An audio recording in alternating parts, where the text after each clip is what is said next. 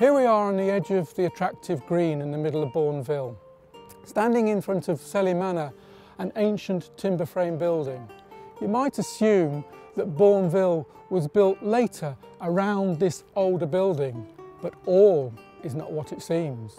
Selly Manor was never the manor house of Selly, but a more modest late 15th century house when it was called Smith's Tenement. In the late 18th century, Selly Hill Farm, and in the 19th century, the Rookery.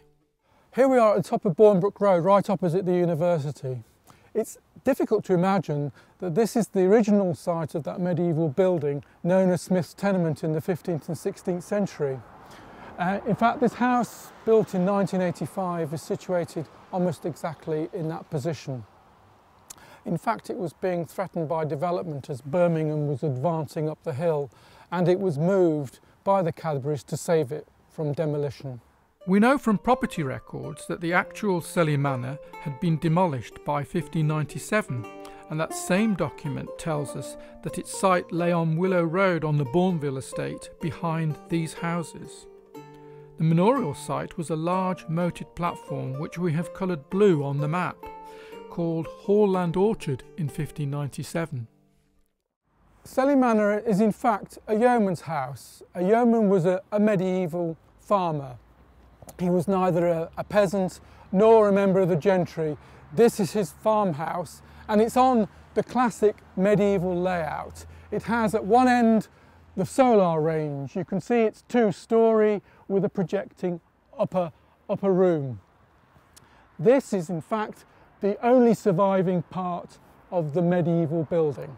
The next part of a medieval farmhouse is usually the hall, the heated living quarters, but in the 17th century it was completely rebuilt on 3 stories, 1, 2, 3, as you can see.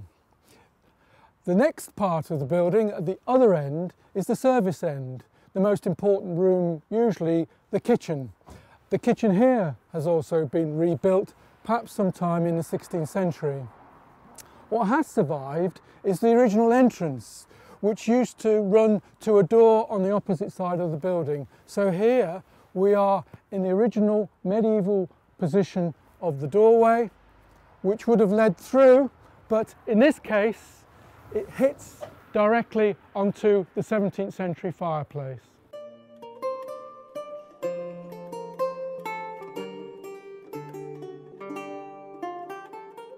We're in the oldest part of the building, dating from the 15th century.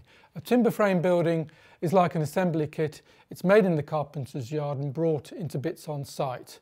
In order to assemble it properly, it has to be numbered systematically, and we can see these on these timbers right in front of me.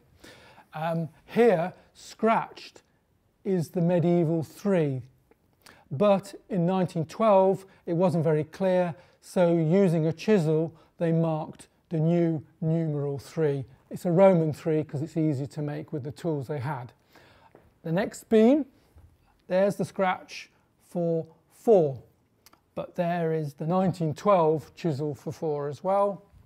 And logically, the next beam is 5, not very clear, there's the medieval 5, and there is the 1912 5. The middle part of the building was originally the hall, open to the roof, with a fire in the centre and smoke escaping through a vent in the roof. In the 17th century it was completely rebuilt, in what is best described as a modernisation. A brick chimney on one side conveniently heated all 3 rooms. The ground floor was probably the main living and dining room and has been laid out accordingly.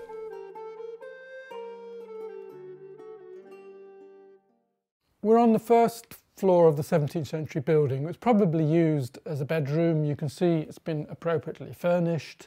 The room was also heated. You can see the fireplace right in front of me. And also in the previous hall there wasn't a staircase, and there's one now leading from the ground floor into this room and up into the attic.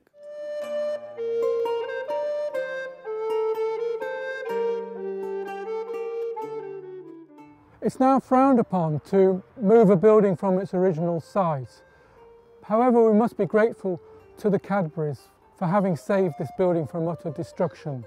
Without them, there'd be no building to visit. And saving the building has given us another opportunity to discover its lost history.